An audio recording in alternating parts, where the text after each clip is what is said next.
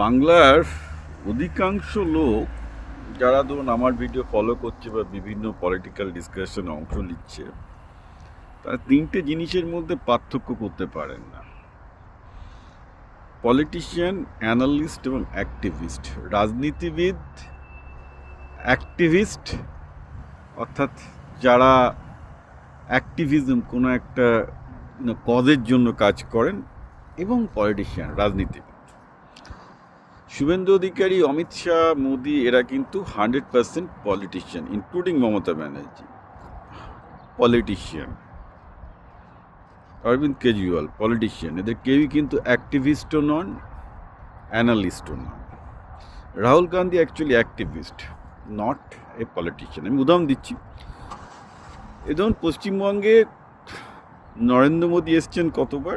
20 বার। অমিত শাহ 40 বার, মানে 40টা root show করেছেন। রাহুল গান্ধী, যিনি লিডার অফ অপোজিশন, তিনি কবার এসছেন? একবার। বিহারও একই অবস্থা, একই পারফরমেন্স। পশ্চিমবঙ্গে যখন ইলেকশন হচ্ছে, উনি আন্দামানে গিয়ে তখন অ্যাক্টিভিজম করতে শুরু করলেন, গাছ বাঁচানো শুরু করলেন। রেসপেক্টেবল কাজ করছেন, ভালো কাজ করছেন। তো that is not a politics, that is not a politics, that is activism. আর আমি যে কাজটা করছি সেটা অ্যানালিসিস। এখন দেখুন, আমার দায়িত্ব নেই কি কে মুসলমান, কে হিন্দু নির্যাতিত, কে মুসলমান নির্যাতিত, কে বামপন্থী, কে গরিব, তাদের পক্ষে হয়ে কথা বলার। ওইটা একটা অ্যাক্টিভিস্টের কাজ। একজন বামপন্থী সে গরিবদের পক্ষে হয়ে কথা বলবে, ঠিক আছে? একজন দক্ষিণপন্থী সে ইসলামের পক্ষে অথবা হিন্দু ধর্মের পক্ষে বা হিন্দুত্ববাদীদের পক্ষে কথা বলবে। অ্যাক্টিভিজম।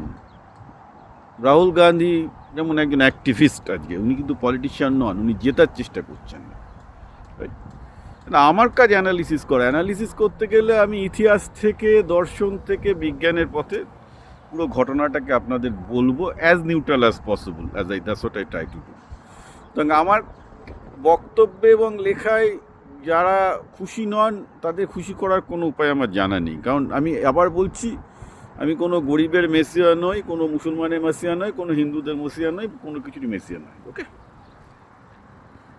তো ন্যাচারালি আপনারা একটু ভেবে দেখবেন যে পলিটিশিয়ান এবং অ্যাক্টিভিস্টের মধ্যে পার্থক্যটা কোথায়। পলিটিশিয়ানকে শুভেন্দু অধিকারী, পলিটিশিয়ানকে মমতা ব্যানার্জি, পলিটিশিয়ানকে অমিত শাহ, মোদি। কারণ কি? রাজনীতিতে ক্ষমতা দখল করতে হবে। ক্ষমতা দখলের জন্য নৈতিকতা, আত্মার ক্রন্দন, মানুষের ক্রন্দন এসব শুনলে চলে না। একটা সিঙ্গেল অবজেক্টিভ, আমাকে মেজরিটি পেতে হবে। আমাকে মেজরিটি পেতে হবে। মেজরিটি পাওয়ার জন্য কী কী দরকার, স্টেজ 1, স্টেজ 2, স্টেজ 3, স্টেজ 4 করতে হবে। অমিত শাহ তাই করেন, মোদি তাই করেন, মমতা ব্যানার্জি তাই করেন, শুভেন্দু অধিকারী তাই করেন। এবং আমাদের সেগুলো ভাল লাগে না, কারণ সেখানে নীতি নৈতিকতা থাকে না, সেখানে অনেক কিছুই থাকে না যে আপনার ভাল লাগতে পারে। কিন্তু ক্ষমতা তারাই দখল করেন, দরকার পড়লে আপনাকে তাদের কাছেই যেতে হবে, তারাই আপনার নিয়ন্ত্রক, তারাই আপনাদের জীবনকে চালাবে। This is a fact, right? Fact of life. এখন আমি একজন বিশ্লেষক হিসাবে সেই নির্মম সত্য কথা বলি। আমার বিশ্লেষক হিসাবে আমাকে সবাই চেনে একজন নির্মম বিশ্লেষক হিসাবে, যে বামপন্থী নয়, দক্ষিণপন্থী নয়, কোনো পন্থী না, একদম যেটা সত্যি হচ্ছে সেটা বলে, আর কোনো ব্যাপার না, একদম স্ট্রেট ফরওয়ার্ড বিশ্লেষক। সেখানে লোকজন অবভিয়াসলি কাউকে খুশি করার দায়, আমি আবার বলছি, আমার নেই। এবং আপনাদের এটা বলছি যে দেখুন, আপনি যেগুলো শুনতে চাইছেন সেইগুলো কথা বলার জন্য আমি আসিনি এখানে। আবার বলছি, আপনি যে কথাগুলো শুনতে চাইছেন সেসব কথা বলার জন্য আমি আসিনি। আমি এসছি যেগুলোকে আমি সত্যি বলে মনে করি, আমার বিশ্লেষণে, আমার স্ক্যানারে যেগুলো ধরা পড়ছে সেইগুলো নিয়ে আমি বলছি। সুতরাং আমার কথায় আপনি অখুশি হতে পারেন, কিন্তু আমাকে বলতেই হবে রাহুল গান্ধী কোনো পলিটিশিয়ানই নন, তিনি একজন অ্যাক্টিভিস্ট, ভালো অ্যাক্টিভিস্ট বাই দ্য ওয়ে। সুতরাং ভারতবর্ষের বিরোধিতা তার হাতে থাকলে, অর্থাৎ লিডার অফ অপোজিশন তার হাতে থাকলে পারবে না। কংগ্রেস আস্তে আস্তে শেষ হয়ে যাবে, যতই তিনি অ্যাক্টিভিজম করুক না কেন। Politics is a different ball game, it's a game of capturing power, right? এটা একটা ক্ষমতা দখলের খেলা, এটা অস্বীকার করে কোনো লাভ নেই। সেই জন্য আমি আবার বলছি, যদি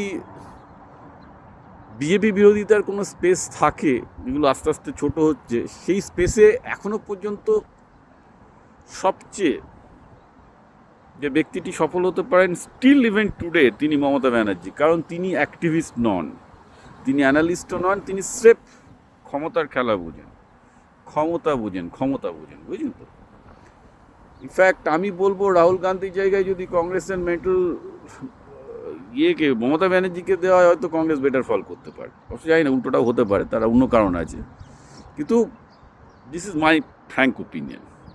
এইবার কে কী বললো আমি আবার বলছি, আমার কিছু যায় আসে না, বাট দ্য ফ্যাক্ট ইজ বুঝুন, অ্যাক্টিভিস্ট পলিটিশিয়ান